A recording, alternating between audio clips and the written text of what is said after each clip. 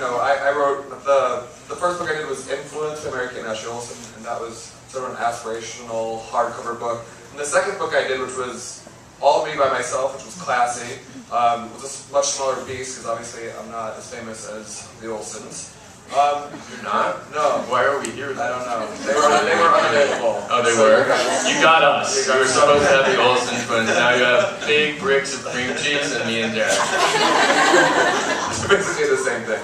Yes, actually it is.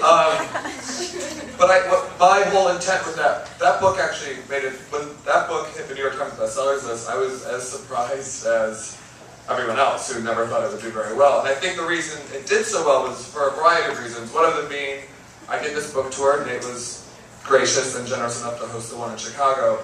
And I was tweeting and Facebooking and saying, who's ever in, sort of Chicago tonight, come see me and Nate Berkus, and they definitely came for Nate Berkus, at this hotel and get a book signed.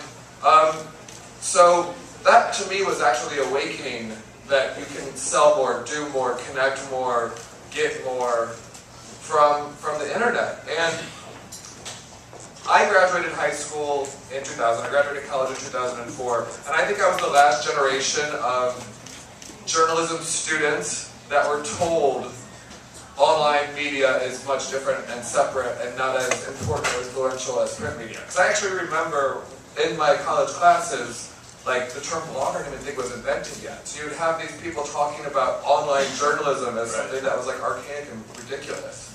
And I think now, I would love to go back to school now, to be honest. Education is such a safe environment, much safer than the fashion industry. I would love to go back to school and see what they're telling people now. You know what I mean? It's like, I think now, when you see Newsweek, Newsweek is tied to the Daily Beast, and you have Robin Gibbon, a Pulitzer Prize-winning journalist, doing the Daily Beast. I hope, and I hope it's the case, that journalism professors today are saying that it's just as relevant and important to have a presence online, or that a job at the Daily Beast is just as important as a job at Time Magazine. Because it is. It is. Because it really is. I mean, I think one of the things that, and I don't know if you agree with this, but one of the things that's been so fascinating for me is that I've been on television. I did the makeovers on the Oprah Winfrey Show for 10 years, and then I hosted my own daily syndicated talk show that was filmed here in New York City. And I've been, I've produced films. I've hosted another show for ABC called The Big Give, which you may remember or not. It was only on for one season. I can't seem to get anything to stick except for Oprah, by the way. That's so weird.